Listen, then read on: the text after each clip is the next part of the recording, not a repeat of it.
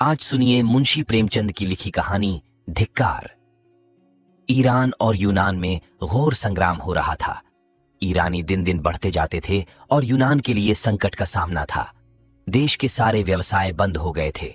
हल की मुठिया पर हाथ रखने वाले किसान तलवार की मुठियां पकड़ने के लिए मजबूर हो गए। डंडी तौलने वाले भाले तौलते थे।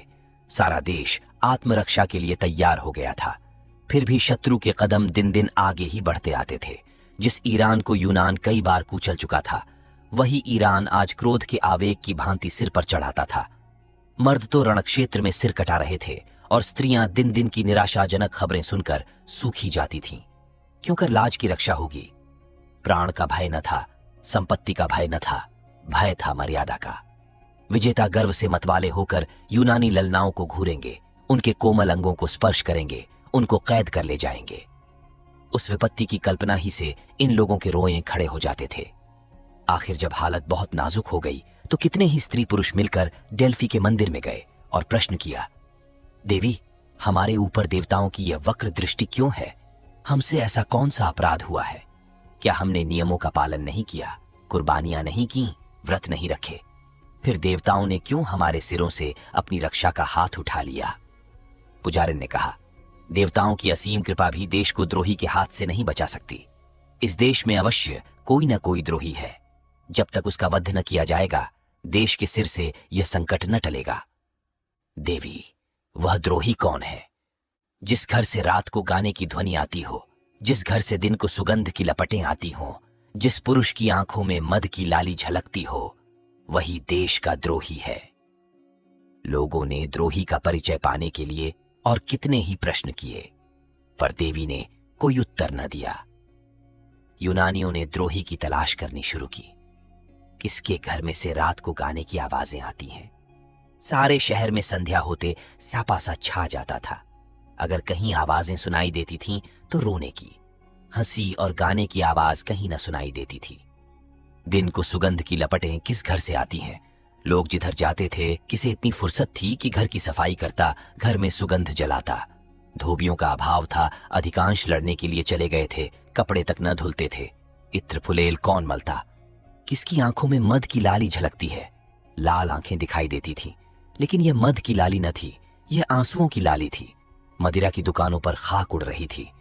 इस जीवन और मृत्यु के संग्राम में विलास की किसे सूझती? लोगों ने सारा शहर छान मारा, लेकिन एक भी आंख ऐसी नजर न आई जो मद से लाल हो। कई दिन गुजर गए। शहर में पल पल पर रणक्षेत्र से भयानक खबरें आती थीं और लोगों के प्राण सूख जाते थे। आधी रात का समय था। शहर में अंधकार छाया हुआ था, मानो श्मशान हो। किसी की सूरत न दिखाई देती थी। जिन नाट्यशालाओं में तिल रखने की जगह न मिलती थी, वहां सियार बोल रहे थे। जिन बाजारों में मनचले जवान अस्त्र शस्त्र सजाएं ऐंठते फिरते थे, वहां उल्लू बोल रहे थे। मंदिरों में न गाना होता था, न बजाना। प्रासादों में अंधकार छाया हुआ था। एक बूढ़ा यूनानी, जिसका इकलौता लड़का लड़ाई के मैदान में था, घर से निकला और न जाने किन विचारों की तरंग में देवी के मंदिर की ओर चला। रास्ते में कहीं प्रकाश न था, कदम कदम पर ठोकरें खाता था, पर आगे बढ़ता चला जाता।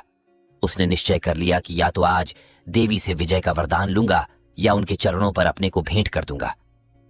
सहसा वह चौंक पड़ा। देवी का मंदिर आ गया था और उसके पीछे की ओर किसी घर से मधुर संगीत की ध्वनि आ रही थी। उसको आश्चर्य हुआ, इस निर्जन स्थान में कौन इस वक्त रंगरेलियां मना रहा है? उसके पैरों में पर लग गए। मंदिर के पिछवाड़े जा पहुंचा।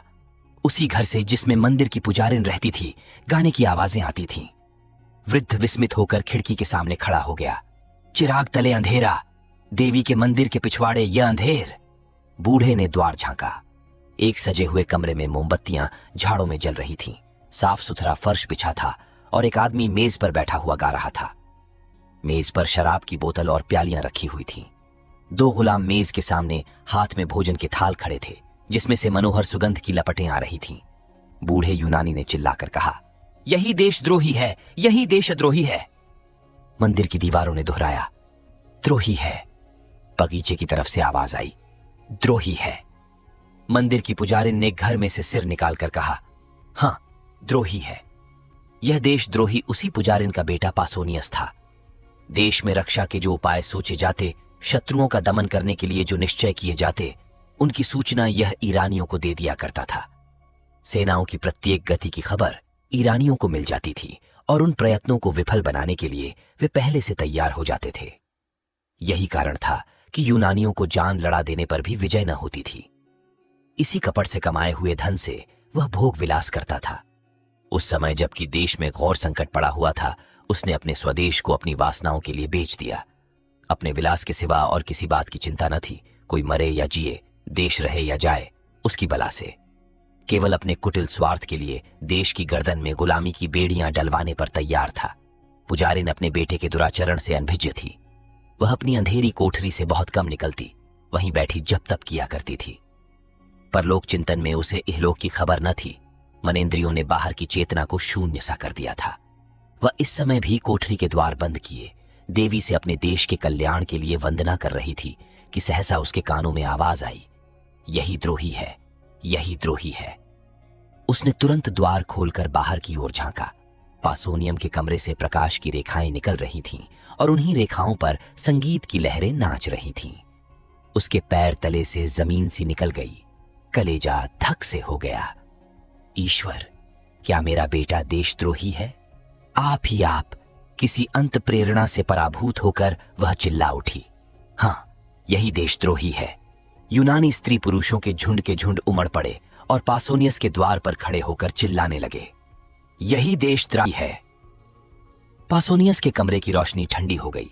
संगीत भी बंद था, लेकिन द्वार पर प्रतिक्षण नगरवासियों का समूह बढ़ता जाता था और रह रहकर सहस्त्रों कंठों से ध्वनि निकलती थी, यही देशद्रोही है। लोगों ने मशालें जलाई और अपने लाठी डंडे संभालकर मकान में घुस पड़े। कोई कहता था, सिर उतार लो। कोई कहता था, देवी के चरणों पर बलिदान कर दो। कुछ लोग उसे कोठे से नीचे गिरा देने पर आग्रह कर रहे थे। पासोनियस समझ गया कि अब मुसीबत की घड़ी सिर पर आ गई। तुरंत जीने से उतरकर नीचे की ओर भागा और कहीं शरण की आशा न देखकर देवी के मंदिर में जा घुसा। अब क्या किया जाए? देवी की शरण जाने वाले को अभयदान मिल जाता था। परंपरा से यही प्रथा थी। मंदिर में किसी की हत्या करना महापाप था, लेकिन देशद्रोही को इसने सस्ते कौन छोड़ता। भांति भांति के प्रस्ताव होने लगे। सुअर का हाथ पकड़कर बाहर खींच लो। ऐसे देशद्रोही का वध करने के लिए देवी हमें क्षमा कर देंगी। देवी, आप उसे क्यों नहीं निगल जाती? पत्थरों से मारो, पत्थरों से, आप निकलकर भागेगा। निकलता क्यों नहीं रे कायर? वहां क्या मुंह में कालिख लगाकर बैठा हुआ है? रात भर यही शोर मचा रहा और पासोनियस न निकला।